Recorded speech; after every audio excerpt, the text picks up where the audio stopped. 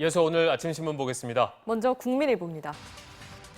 스스로 돈을 찍어 예산을 충당하는 한국은행이 수년간 1%대 초저금리로 직원들에게 주택자금을 융통한 것으로 드러났다고 합니다. 신문에 따르면 한국은행은 지난 2015년부터 올해 8월까지 5년간 직원들에게 연 1.5%에서 1.9% 금리로 주택자금을 빌려줬습니다. 같은 기간 시중주택담보대출 가중평가금리와 비교를 해보면 한은 직원이 사내 대출로 5천만 원을 빌릴 경우에 연 50만 원에서 75만 원의 이자 부담을 던 셈인데요. 중앙은행의 1%대 셀프 대출은 일반 서민이 0.01%포인트라도 이자를 낮추기 위해서 여러 은행 창구를 두드리는 현실과 상당한 괴리가 있다고 신문은 지적했습니다.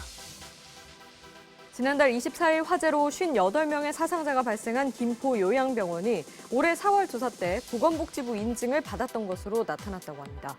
특히 화재 당시 스프링클러가 작동하지 않았지만 화재 예방을 위해 시설을 안전하게 관리한다는 조사 항목에서 상중하 가운데 상을 받은 것으로 확인됐다는데요. 스프링클러 미작동에도 좋은 평가를 받은 이유가 뭘까요? 의료기관 평가인증원에 따르면 조사위원들이 실제 기능을 살필 수 없는 탓에 서류를 받아 검토하기 때문입니다. 또 조사 항목을 100% 만족시켜야 가장 좋은 평가를 받는 것이 아니라 조사위원 합의에서 80% 수준만 만족시켜도 상평가를 받을 수 있다고 합니다. 지난해 11월 최악의 통신마비 사태를 불러왔던 KT 아이언지사 통신구 화재처럼 이 통신망 훼손, 서버 장애로 스마트폰, 인터넷 등의 먹통 피해를 입은 소비자가 10년간 1,800만 명에 달한다고 합니다. 하지만 통신사들은 고객들이 겪은 통신장애 시간이 약관상 기준보다 짧다는 이유로 보상해주지 않았고 때문에 피해를 입은 소비자 상당수는 전혀 보상을 받지 못했다고 합니다.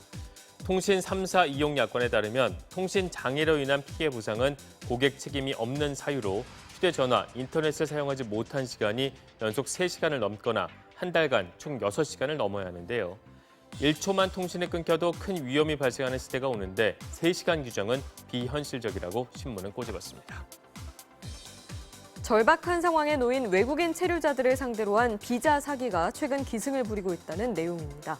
물론 정상적으로 일하는 행정사들도 많지만 일부 비양심 행정사들이 곤경에 처한 외국인 체류자들에게 비자를 받게 해준다거나 체류 기간을 연장해주겠다며 접근해 평균 비용의 수십 배를 받는가 하면 지금도 계속 노력 중이라면서 차일피일 미루기 일쑤라고 합니다. 또 외국인 체류자가 많은 일대에서 가짜 사무실을 차려놓고 돈만 받아 잠적하는 행정사 사칭 사기도 일어난다고 하네요. 교통 위반 등 각종 범죄를 간편하게 신고 제보할 수 있는 경찰청의 스마트 국민제보 목격자를 찾습니다 앱이 신고자들을 지치게 한다는 내용입니다. 신고자들의 가장 대표적인 불만은 교통 위반을 신고할 때 제보 한 건당 차량 한 대만 신고할 수 있다는 것이라고 하는데요. 예를 들어서 한 대의 차량이 동시에 불법 끼어들기와 신호 위반을 하더라도 신고자가 건별로 나눠서 따로따로 신고를 해야 한답니다.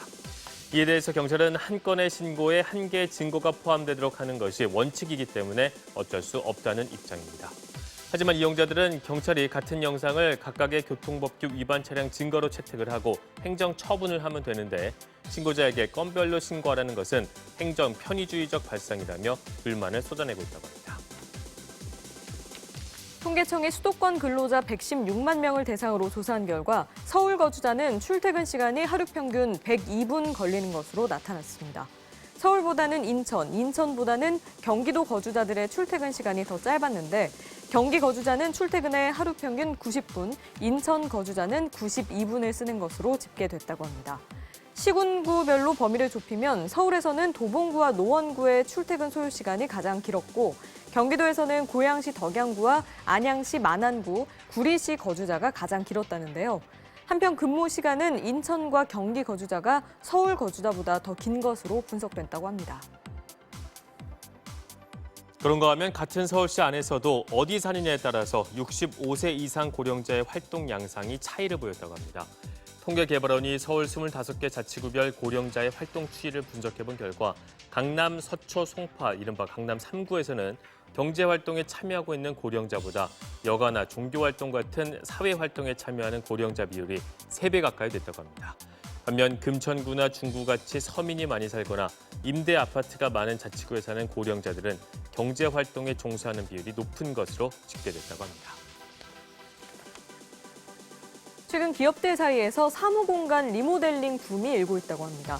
임원이 돼야만 누릴 수 있었던 한강이 보이는 전망 좋은 창가 자리를 공용 휴게실로 바꾸는가 하면 업무 공간을 1인실부터 20인실까지 다양하게 만든 회사도 있다는데요. 기업들이 이렇게 업무 공간을 바꾸는 이유, 1990년대에 태어난 젊은 신입 직원들 때문이라고 합니다. 90년대생 직원은 기성세대 직원과는 달리 높은 연봉이나 승진보다 개인의 성장에 더 큰 관심을 갖고 있다 보니 이들에 맞춘 혁신을 시도하는 것이라고 신문은 설명했습니다. 아침 신문 살펴봤습니다.